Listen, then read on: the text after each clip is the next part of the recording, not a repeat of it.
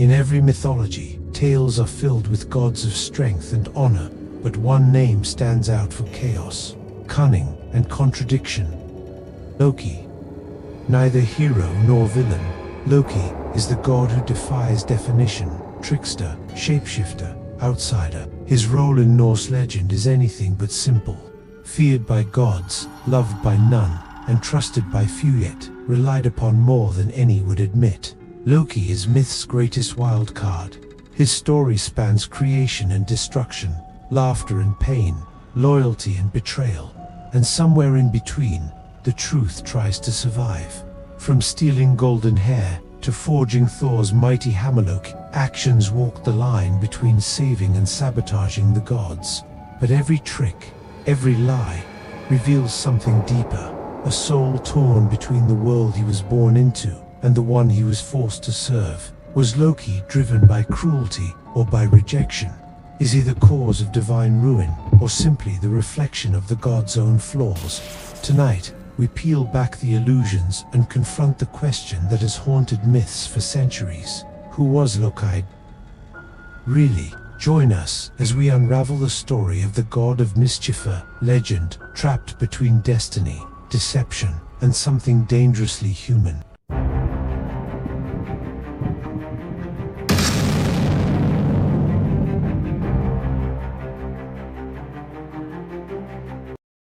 Loki's origin is not what you'd expect. Born not among gods, but among the frost giants, the ancient enemies of Asgard.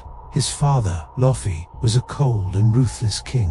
Yet fate pulled Loki far from Jotunheim and straight into the realm of gods. Odin, king of Asgard, adopted Loki after battle, an act of diplomacy or control. From the beginning, Loki was a stranger in golden halls, raised beside Thor, yet treated as lesser.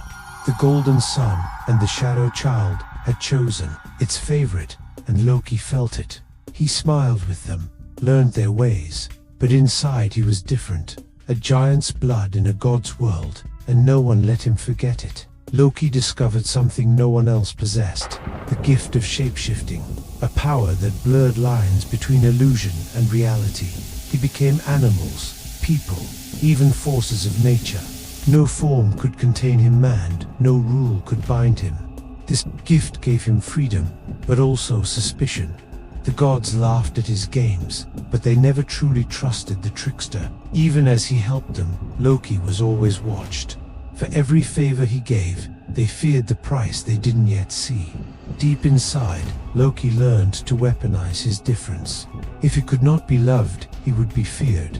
If not trusted, then needed. Over time, chaos became his language.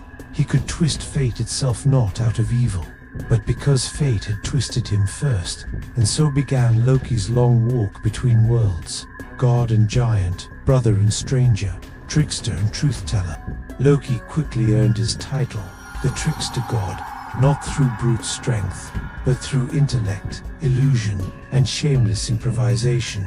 His tricks weren't just jokes, they were weapons. He exposed the gods' arrogance, often humiliating them while pretending to help. One night, Loki cut off Sif's golden hair, Thor's beloved. A prank, yes, but one that nearly shattered divine alliances. To fix it, Loki promised a greater gift.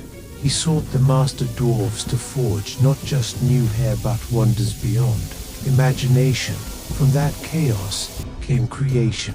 Odin's spear, Freya's ship, and most famously Moonliner, the hammer of thunder, forged from insult. But even that was a trick.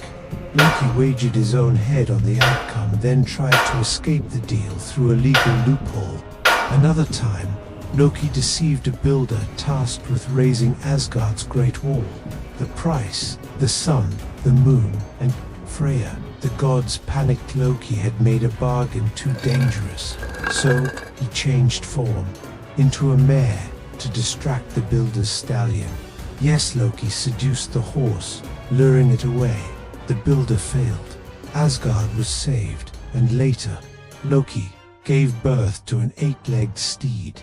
With every trick, Loki proved one truth: he could solve any problem the gods created, often by becoming a bigger one. His genius was undeniable, but his loyalty, always in question. Was he their ally, or just the fire they couldn't put out? Loki, lived, in duality savior and saboteur, adored and despised. Each triumph brought applause, and fear of what he might do next. The gods needed Loki. His chaos brought balance, but they never let him forget. He wasn't one of them, not truly. Each insult, each dismissal, each suspicion, it added weight to the mask Loki wore, until trickery was no longer a game. And deep beneath that clever smile, something was changing. The tricks would soon stop being clever and start becoming dangerous. Loki's fate wasn't random. It was written into the very bones of prophecy: his downfall, his vengeance, his role in the world's end. Ragnarok, the final battle, the twilight of the gods. And in its flames, Loki would rise, not as a god, but as their destroyer. The gods feared this prophecy. They saw it not as warning, but as certainty. And so, they took steps to prevent what was foretold. They turned on Loki's children, beings born of chaos and shadow.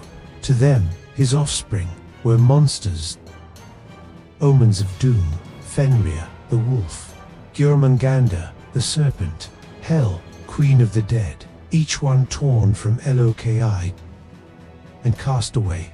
Fenrir was bound in chains, tricked and betrayed. Jormungandr thrown into the oceans. Hel banished to rule the underworld. These weren't just strategies, they were betrayals, acts of fear that made prophecy not weaker, but stronger. Loki watched in silence as everything he loved was cast aside. With every banishment, the fire in him grew hotter. Bitterness turned to rage, grief to hatred, and prophecy became a promise Loki intended to keep. The gods feared him but never tried to understand him. Instead, they chose to punish what they could not control. And so Loki's path was set, not by chaos but by how the gods responded to it. He became what they believed him to be. When the final battle came, Loki would not be at Asgard's side. He would stand against it with a fear shaped by centuries. He would march into battle with fire, serpent, and wolf, with the very things the gods tried to erase. Fenrir would break free. Jormungandr would rise from the sea. Hel would open the gates of the dead. Ragnarok would begin, and in the heart of the chaos, Loki would face Heimdall, the watchman of Asgard, in a final, fatal duel. Their battle would be fierce, blades clashing, destinies colliding. And when it ended, both would fall, fulfilling the prophecy, not with triumph, but with silence. With the sky burning and the gods broken, Loki's revenge would be complete. But was it revenge, or was it justice? Or simply fate playing out a story no one could rewrite? After Baldur's death, the gods had enough. Loki's actions could no longer be forgiven or explained away. They hunted him across the realms. Loki fled in disguise, shifting shape, twisting fate, but he couldn't escape destiny. When they caught him, their judgment was swift and merciless. No trial, no mercy, only punishment. They dragged him to a cave deep beneath the earth, a place no sunlight could reach, where time stood still. There, they bound him with chains made from his own son's entrails. A final insult, a final wound. There, they bound him with chains made from his own son's entrails. A final insult, a final wound. Each drop burned like fire. Agony eternal. Loki's screams shook the stones, but no one came to listen. Only one stayed. Sigyn, his loyal wife. She held a bowl to catch the poison, shielding him from constant pain. But when she emptied it, even for a moment, the venom struck, and Loki's body writhed in torment. This became his life. No day, no night, only darkness, venom, and the silence of betrayal. And in that silence, something grew stronger than pain, older than rage, a hunger for revenge. The gods believed they had ended Loki, That chaining him was justice. That suffering silence him forever. But pain does not erase a soul that forges it. Loki did not break. He transformed. Every drop of poison hardened his will. Every moment alone sharpened his resolve. He would return. And when the chains finally break, the gods will face not the trickster they punished, but the fury they created. Loki is remembered as a liar, a villain, a destroyer. But behind the mask of mischief was a truth far more complex. He wasn't born evil. He was born different, made to feel like a mistake, raised among gods who never let him forget it. Loki didn't choose chaos. Chaos chose him, shaped him, twisted him, until it became the only language he could speak. He was punished not for betrayal, but for being inconvenient, for showing the gods what they didn't want to see, their flaws. While they preached order, they acted from fear. While they demanded loyalty, they gave none in return. Loki knew the hypocrisy. He became a mirror, reflecting their pride, their cruelty, their weakness, and they hated him for it. Yes, he lied. Yes, he schemed. But beneath every trick was a scream, to be seen, to be understood, to belong. And perhaps that's what made him truly dangerous, not the chaos, but the truth hidden inside it. And perhaps that's what made him truly dangerous, not the chaos, but the truth hidden inside it. A symbol of rebellion, of pain, of the outcast turned storm. He didn't destroy their world, he revealed it. Loki was more than a god of mischief. He was a question the gods could never answer. What if the villain was right? Loki is remembered as a liar, a villain, a destroyer. But behind the mask of mischief was a truth far more complex. He wasn't born evil. He was born different, made to feel like a mistake, raised among gods who never let him forget it. Loki didn't choose chaos. Chaos chose him, shaped him, twisted him, until it became the only language he could speak. He was punished, not for betrayal, but for being inconvenient, for showing the gods what they didn't want to see, their flaws. While they preached order, they acted from fear. While they demanded loyalty, they gave none in return. Loki knew the hypocrisy. He became a mirror, reflecting their pride, their cruelty, their weakness, and they hated him. Loki's tale reminds us, heroes and villains are rarely simple. Behind every mask lies pain, purpose, and something surprisingly human. Perhaps Loki was never the true enemy. Perhaps he was merely a mirror showing the gods the darkness within themselves. So ask yourself, was Loki evil? Or was he simply the truth nobody wanted? That answer, like Loki himself, remains forever complex.